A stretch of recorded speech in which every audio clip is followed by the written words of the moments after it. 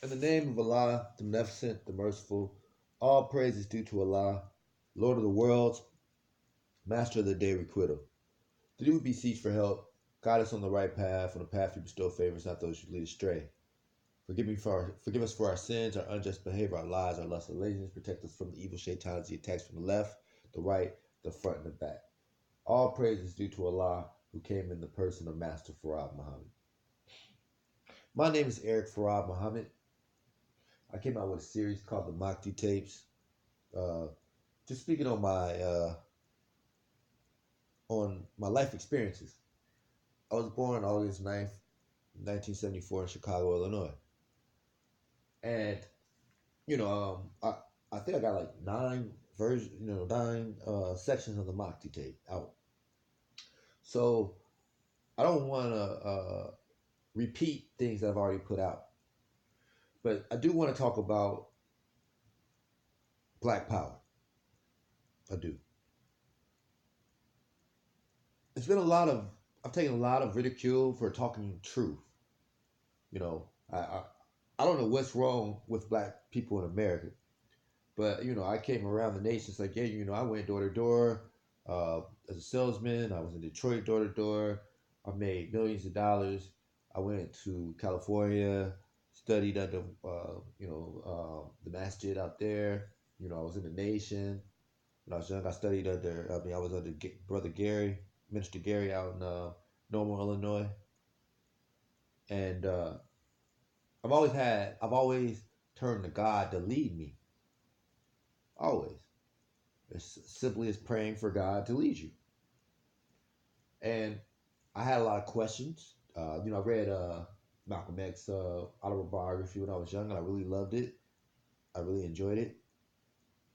So, if you know the Mahdi tapes, if you studied the Mahdi tapes, or you've taken a look at them, I have a very different story. And I just want everybody to know that everything that I put forth in my work is absolutely true.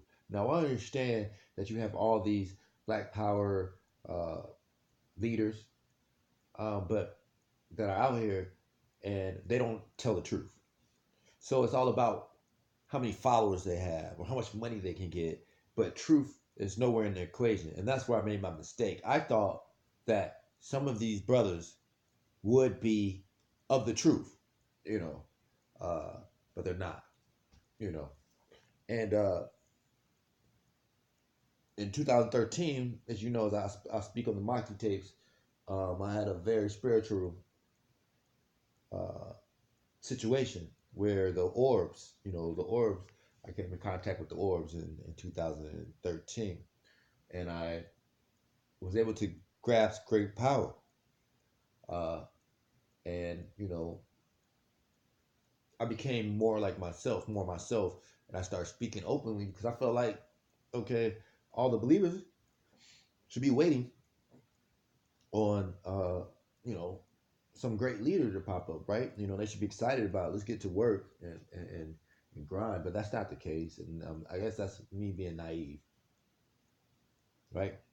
So I gotta accept responsibility for my naive mind state and mentality, and I had to grow up, you know, because I necessarily didn't want to be a black leader, not on that level of all the moral code of it, because I like to deal with the women. I like to smoke weed. Uh, I used to like to drink a lot, you know, but over the years, over the time, the drinking dissipated completely. It took me a little longer with the marijuana, you know, uh, and the women. That was a hard battle for me, you know, and you know, in 2013, 2012, 2011, with the situation I was having with my legal situation,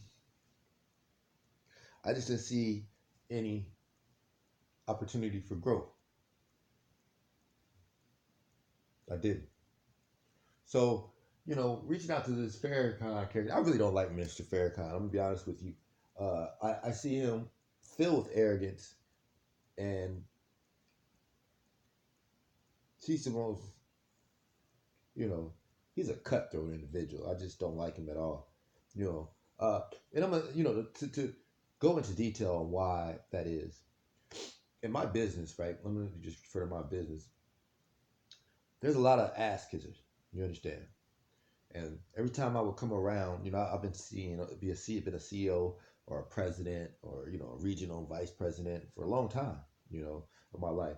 So a lot of people looked up to me over the years, and I go into one of my offices, and I was like the regional or the VP, and there's a lot of black brothers that looked up to me, and I appreciate that and I respect that. But I didn't like ass kissers. They were always kissing ass. And if they weren't kissing my ass, they were going to kiss the manager or the boss underneath me ass, or they were going to kiss the CEO ass that was above me. That's just what they do. But they tell you what you want to hear, but they are out for self. That's the type of person that I perceive Mr. Farrakhan to be, because he stood out in a sense on every tape there was. He had this enthusiasm. Go ahead, holy apostle, go ahead, and that's fine if it was genuine. And if you speak as well as Mr. Farrakhan, then you know that he should be the top student because he's educated, he's intelligent, right? So when somebody speaks as well as Louis Farrakhan speaks and spent as much time with the Honorable Elijah Muhammad as Minister Farrakhan did, I wouldn't expect as many mistakes as he's made. And they have this hierarchy over there where how dare you criticize the minister? Well, the man's made a lot of mistakes. Okay? Now, I talked about that on the Judas tape, so I'm not going to waste a lot of time on that because he's not the only one. There's the Son of Man, the guy out of Detroit. He's trying, I guess. Um, you got the brother Eric Muhammad out of Atlanta, and they're trying. They don't have much movement, and then you got this brother Mahdi Muhammad. I don't know much about him. I read his book before, The New Master Fraud. I think some of his teachings are the closest to the actual reality, but I'm a little concerned. Does he think that he's the Mahdi? I'm a little concerned about that, right? So these are things that I look at, and I had to really, really um, take some time, on Facebook and social media, because with social media, you can reach far more people across the nations, across the world, than you can on regular, just going out in the world. And when you're out in the world, people are busy. You only get to speak to them a few minutes, but I'm busy all the time. And as long as I have my phones with me, I can reach out and talk to people, right? I can have multitude of conversations. And I've gotten to meet a lot of Muslims in the nation, uh, and some of these splinter groups or people that used to be involved in the nation. And I love history, right? I do. I'm a big history buff, right? I'm about actual facts. So just carrying the stories and so on and so forth. And oh my God, the Nation of Islam, the history of the Nation of Islam. I mean, it has, we all think that the controversy was with Malcolm, so on and so forth. But the controversy of the Nation of Islam did not really, truly begin until Honorable Elijah Muhammad's passing in 1975. And I was born in 1974, so I wasn't alive then. So I didn't know Elijah had built. I knew he had built a lot of stuff, but he had built a conglomerate. You understand? Even and then you got to think about like from a point after Malcolm X, uh, Malik El-Shabazz assassination. We felt like the nation. We were told the nation took a big, huge hit. But when I saw Savior's Day 1974, that tape, I was like, man, this was the most amazing infrastructure I've ever seen. For Black folks, it was beautiful. I'm very impressed. And for Wallace to destroy that and then do business with Jim Jones, and Minister Farrakhan co-signed on that.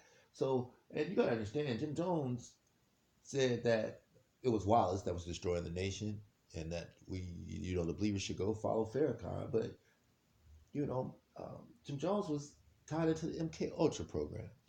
Now I know you guys like talk about conspiracy theories, this and that. Listen, bottom line is I had businesses and somebody wanted me dead. That's all I know. I'm from Hyde Park.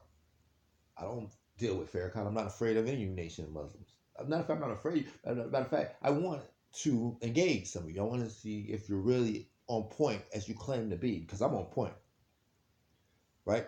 So what does that mean, that being on point? Well, I could leave out this door today with nothing in my pockets, and in 16 weeks come back with $1 million. Yes. Have I done those type of things before? Absolutely. Absolutely. I walked right out the door with nothing in my pocket because I have a lot, and come back with $1 million. Yes. I faced life a couple times, and they said, you can't do this, you can't do that. I said, yes, I can, because I have a lot. I represented myself. People said, you're crazy for representing yourself. I said, no, I'm not crazy, because I have a lot. And this is my thing with you folks, is that we can't do this. We need handouts from the government. We need this. We need that. We can't stop the killing. And none of you leaders. None of you. It's embarrassing. I don't want to associate with you. I don't want to associate with them. I don't want to associate with them, because then nobody's winning. You're you're an embarrassment. And you see that most of the urban kids, most of the people in the street don't want anything to do with you. And you're supposed to be there to save them. They don't want anything to do with you. Absolutely not. They might take a photobomb picture with you, and then they're out of there. They don't want anything to do with Farrakhan. You can't even get brothers into, some of these other groups that can't even get 25 people into a room. And I'm not taking shots at you, brothers. Right? But what does it take to bring people into an environment? It's called, you have to have the law of attraction. Right? And a lot of us don't have that law of attraction. A lot of us don't know what to do. You think you're just going to open up a building and put a Nation of Islam sign on it, put some little metal chairs in there, and well, that's how the messenger did it. Right? And you think people are going to want to come and listen to your message, right? When the children aren't stupid, they see some of the nonsense.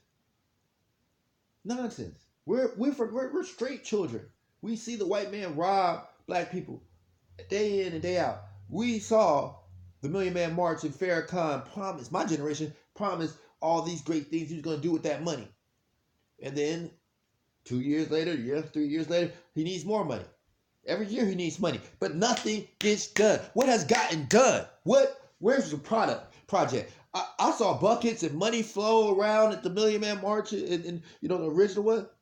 I think it was 96, just flowing around, and you said you were going to do this, and you were going to do that, and the next thing I know, you were on a world tour with that money.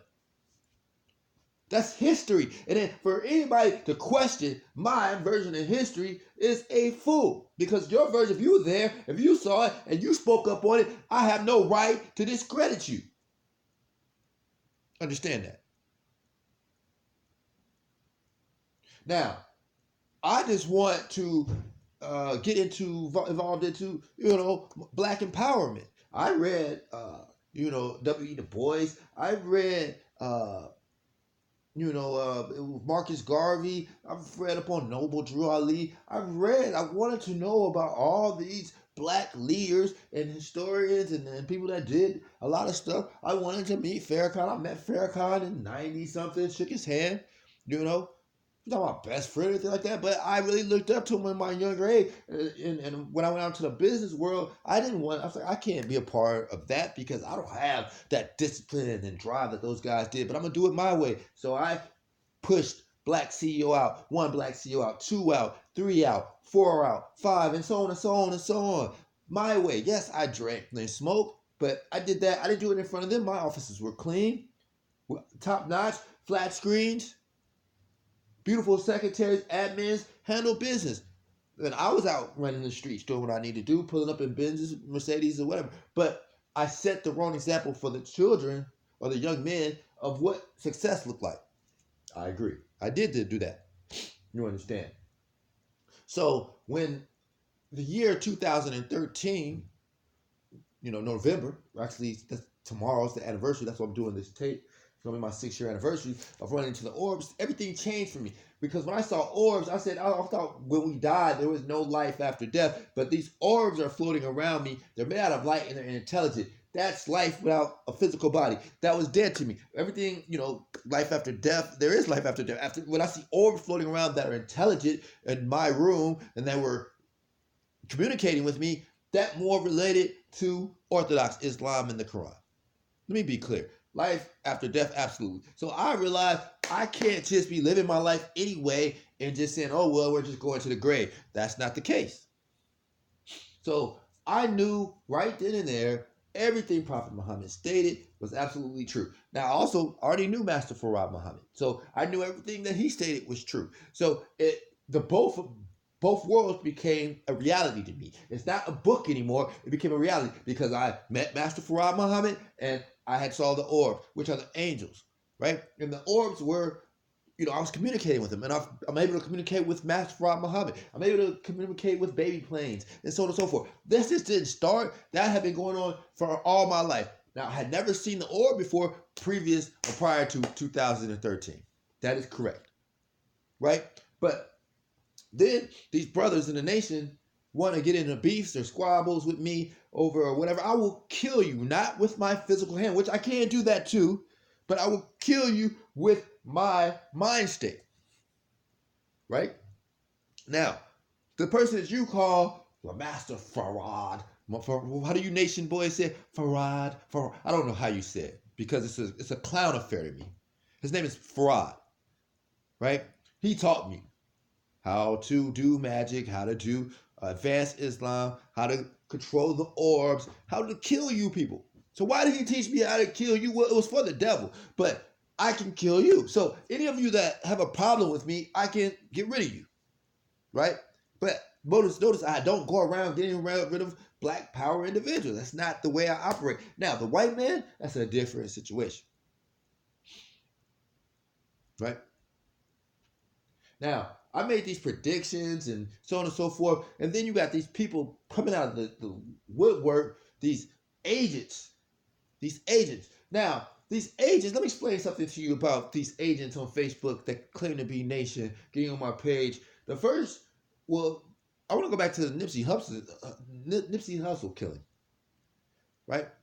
Do you know a member of the Nation of Islam that claimed to be a member of the Nation of Islam was on my page 2 weeks previous to that saying, he there with the Rolling 60s Crips. This is crazy now. Rolling 60s Crips, that they were going to kill me, because I have gang ties. I'm not going to front with you.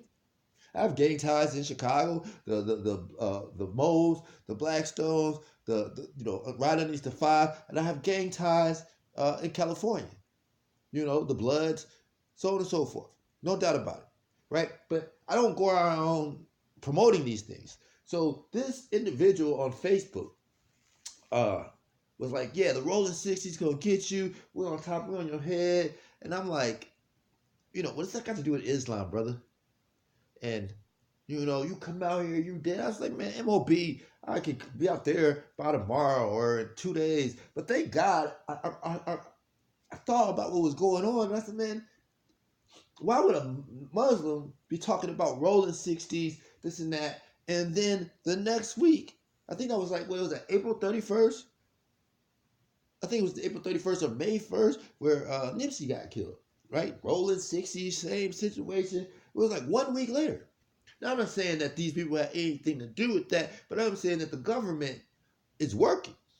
You understand? Working. Then other brothers all come up to the mosque. We're going to beat you, this and that. I went right up there on Facebook. Oh, well, you didn't come. I said, man, you told me if I came up to that mosque, you were going to have me beat. You weren't nowhere in there. Right? But I'm the one that has to, come here, come there. We'll get you then. But you will jump on anybody else and chase after them. But I got to come chase you down for you to jump on me. And you won't do it. This is something I'm trying to expose these people to you now. See, I'm a real one. I'm not here to brag.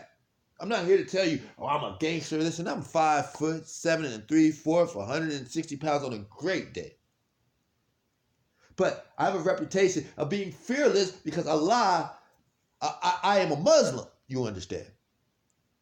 I'm a true Muslim, not because Farrakhan told me I'm Muslim, not because Elijah told me I'm a Muslim. It's because I am Muslim by nature. I relate to the Quran. I love the Quran. I used to sleep with the Quran in my chest when I was 19, 20, 21, balled up in the bed because I loved it that much. I didn't understand it all. I didn't understand what Elijah was talking about compared to the Quran, because the Quran said there is heaven after, there is life after death. And these are the things that I had to get answers to. So going to study out there in California with Wharf Dean, they used to tell me, denounce fraud. Denounce him. I'm like, no way I'm not doing that. I came to learn, but I'm not quite sure what's what yet, and I need to get to it before I commit to, any man. But Master Farad was that God. He was God in person to me, Allah in person to me from day one, because he was talking to me. And but then when this is how I know Farrakhan's a fraud. Because when I met with Rasul Muhammad up there at Mas Mariam, I told them that Master Farad raised me, and that they attacked me. Like, oh, that's impossible. Why can't God, Allah, reach out to whoever he wants to? But then it come to find out, there's a whole story of seventh angel, final speech of Honorable Elijah Muhammad, where he said, yeah, an angel's coming that was taught by Allah directly. Now, that's the problem I have with this brother Mahdi Muhammad, General Mahdi Muhammad. You're a good guy. I think you're the most educated and teaching the truth more than most of these brothers. It seems that you have a lot of technical knowledge. But the thing is that when I got on your live feed today, which I was paying attention, it was impressive. I liked it. It's just that I was asking you about the seventh angel and Mahdi, and were they the same person? And you said absolutely. But your name, you carry Mahdi in your name, and it's like, who taught the Mahdi? And you said Honorable Elijah Muhammad. That's not what Honorable Elijah Muhammad said in the Seventh Angel series, which is not a series, the Seventh Angel tape, which is Savior's Day 1974. I will tell you exactly what he said, and you can go check this information out. Any of you can. He said, no one comes after me. No. I'm the last person to come. Only person comes after me is God himself, the angel, with 1 foot on land and 1 foot on sea. He's going to be able to destroy America. He's able to control the weather. But Honorable Elijah Muhammad went on to state that he was telling a story about how the angels were sitting around Allah. See, Adakhan wasn't raised by Elijah. Adakhan just showed up at his door. He tells the story of a stranger showed up at his door. So who raised Adakhan up in Islam?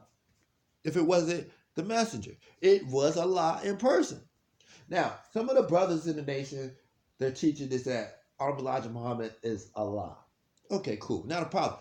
Listen, he was growing into God. He was growing into God. And he absolutely was. He was God in person on this realm right here. No doubt about it. No doubt about it. I totally agree with that.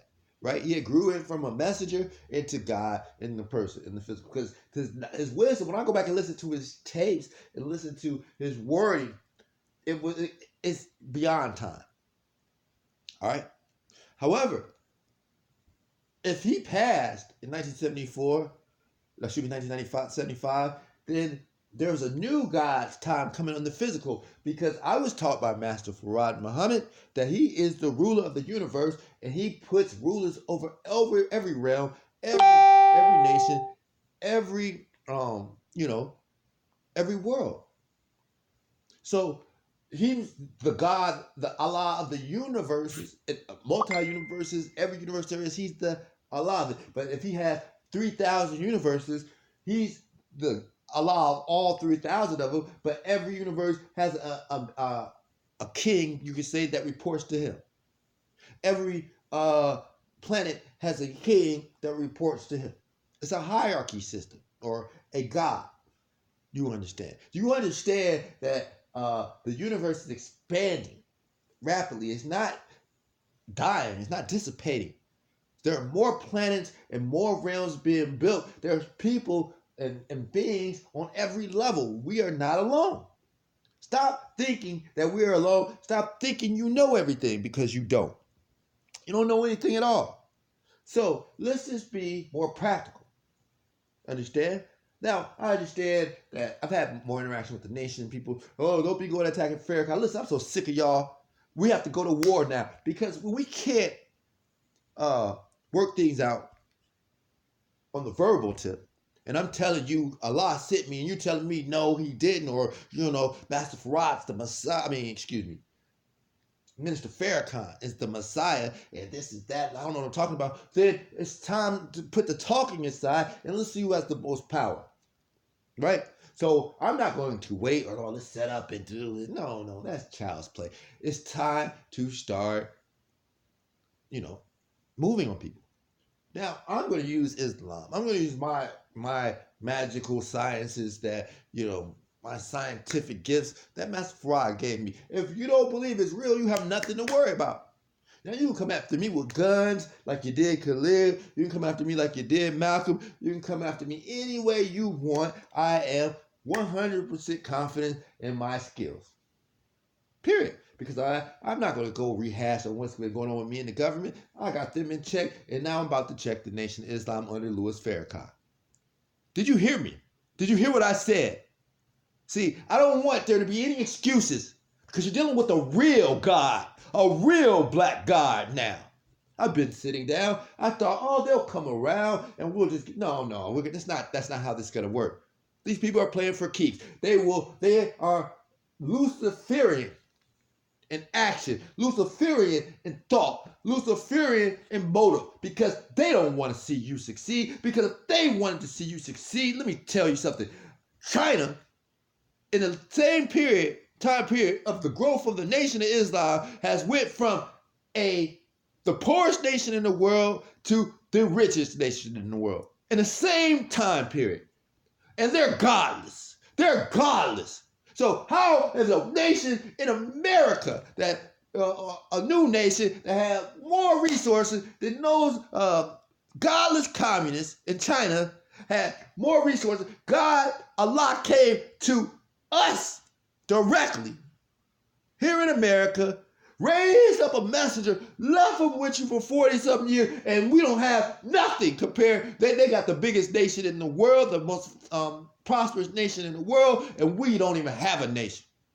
How is that possible? So that the work that these subservient leaders underneath that claim Farad, they are working in the opposite direction. Now, I say that not to as opinion. I say that as actual fact, because the facts show that. How many years? Master Farad came in 1930 taught Elijah for 3.5 years, left. Elijah had some difficulties, but Elijah did the damn thing. He built, he got things done, he had everything structured. However, the latter period, this great, honorable Farrakhan messianic period, man, listen, I ain't gonna take anything away from you, but come on, man. How can you even tell them to call you that? Look at your work. What work? You give speeches. You go around the nation, go around the world giving speeches. That's it. That's all you do. That's all you've ever done. You've done nothing else. You produce nothing else. You don't even produce good leaders. Besides Khalid, and you had him shot. Who else? What have you done? These are the things that I'm asking you folks. Please stop trying to brainwash me that this man is some honorable messianic period, because I keep asking, besides the Million Man March, where he got federal, permission to do that, what has he done? You brought 1 million men together to pass around buckets and promise that you were going to build something, and ain't built a goddamn thing.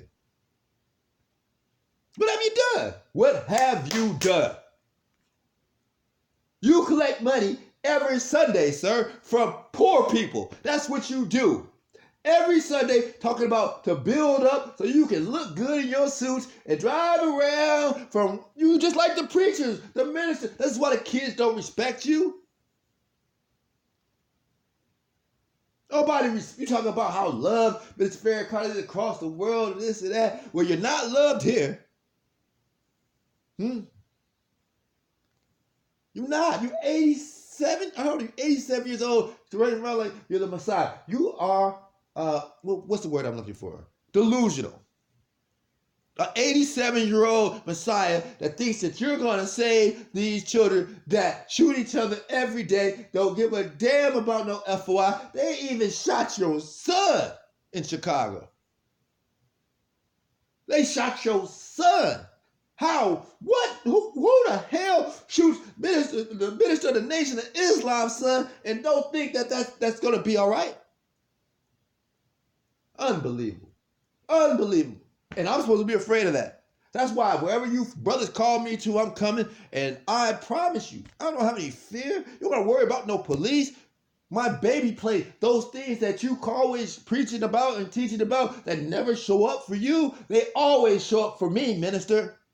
So I'm calling your bluff. You FYI want to go to war with me? There's only one of me. I'll wipe you all out.